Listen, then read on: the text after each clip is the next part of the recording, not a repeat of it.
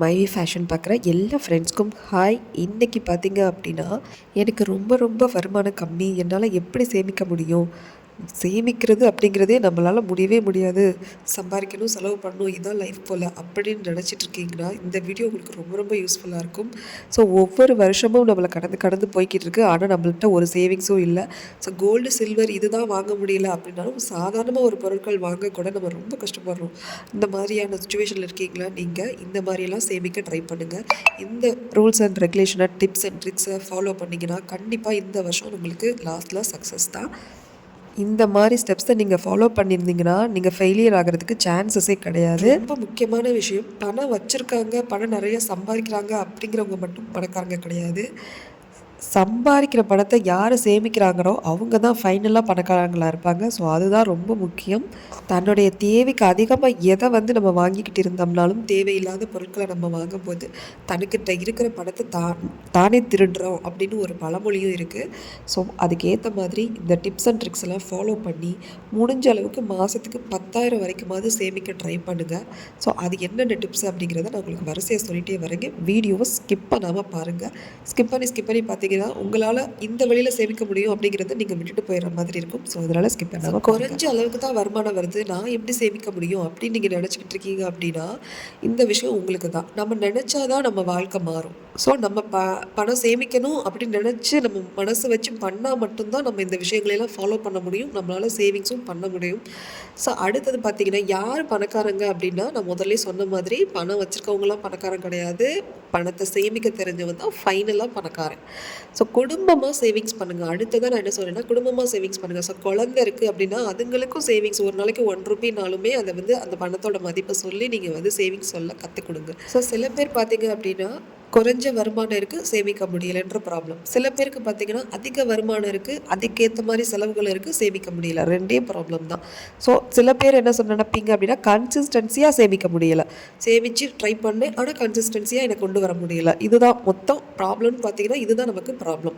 So இந்த மாதிரியான ரீசன்லாம் உங்கள் மனசுக்குள்ளே இருக்குது அப்படின்னா கண்டிப்பாக நீங்கள் ஒரு நாளைக்கு 500 ரூபாய் சம்பாதிச்சாலும் சரி, ஒரு நாளைக்கு 5000 ரூபாய் சம்பாதிக்கிறவராக இருந்தாலும் சரி, இதே ரீசன் நமக்கு லைஃப்லாம் வந்துக்கிட்டே தான் இருக்கும்.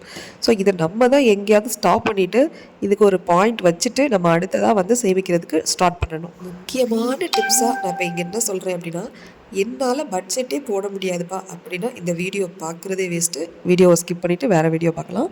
ஸோ பட்ஜெட் போடணும், பட்ஜெட் தான் ரொம்ப முக்கியம். ஒரே ஒரு மாதத்தை எடுத்துக்குங்க, அதில் பட்ஜெட்டை போடுங்க. இவ்வளோ தான் வீட்டுக்கு வருது. சின்ன ஒரு 1 ரூபாய்க்கு நீங்கள் ஏதாவது வாங்கினீங்கனாலும் அதையும் நோட் பண்ணுங்கள்.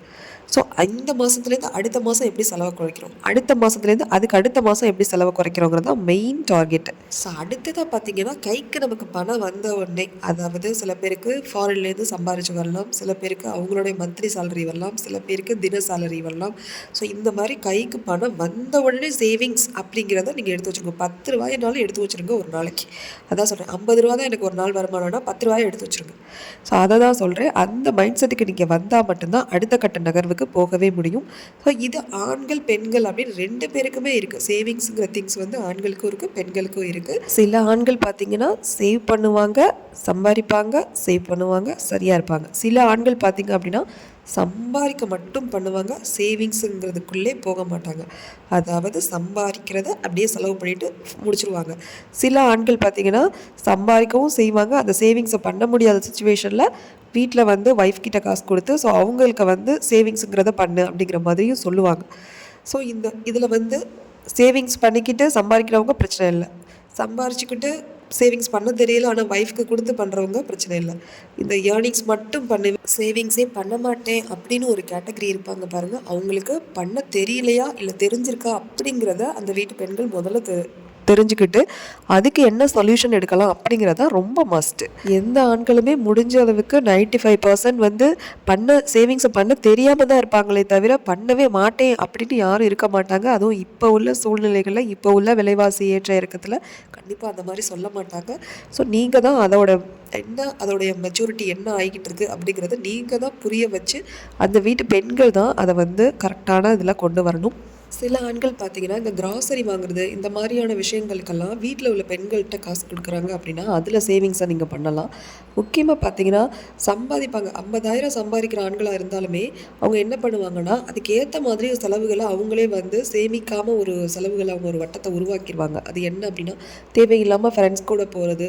ஸோ, அந்த 10 பேர் இருக்கிற இடத்துலயே இவரு ஒருத்தரே வந்து செலவு பண்றது. இந்த மாதிரியான விஷயங்கள் எல்லாம் செய்ய ஆரம்பிச்சு, நெறைய சம்பாதிக்கிற பணத்தையே லாஸ் பண்ணிட்டு, லாஸ்ட்ல வந்து ஏதாவது கடன் வாங்கி பண்ணுற மாதிரியான சிச்சுவேஷனுக்கு கொண்டு வந்துருவாங்க. ஸோ அதுக்கு தான் இந்த சேவிங்ஸுங்கிறது ரொம்ப மஸ்ட்டு. அதை எப்படியெல்லாம் சின்ன சின்ன விஷயங்களாவே பண்ணணும் அப்படிங்கிறத நம்ம ஸ்டார்ட்டிங்லேருந்தே பண்ணிக்கிட்டு வரணும். ஸோ இந்த மாதிரி ஆண்கள் உங்கள் வீட்டில் இருக்காங்கன்னா கண்டிப்பாக அந்த இடத்துல நீங்கள் மென்ஷன் பண்ணி ஸ்டார்டிங்லேயே சொல்லுங்கள்.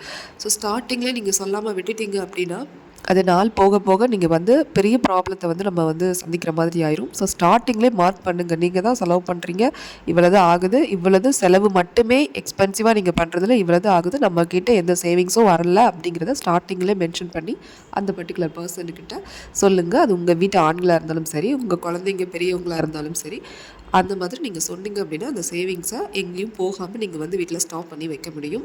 ஸோ இதை வழக்கப்படுத்திட்டாங்க அப்படின்னா, ஏன் இதை சொல்கிறேன் அப்படின்னா, இதையே வழக்கப்படுத்திட்டாங்கன்னா, ஸோ அந்த கெத்து மெயின்டைன் பண்ணுறேன் அப்படிங்கிற மாதிரியான ஒரு தாட் வந்துடும். ஸோ நான் தான் செலவு பண்ணுவேன். 10 பேர் வந்தாலும் சரி, 20 பேர் வந்தாலும் சரி, நான் தான் செலவு பண்ணுவேன், நான் தான் செலவு பண்ணுவேன்னு சொல்லி, இது ஒரு டைம் இல்ல, பல தடவை தொடர்ந்து பெரிய ப்ராப்ளம வீட்ல வந்து அக்கர் பண்ணிரும்.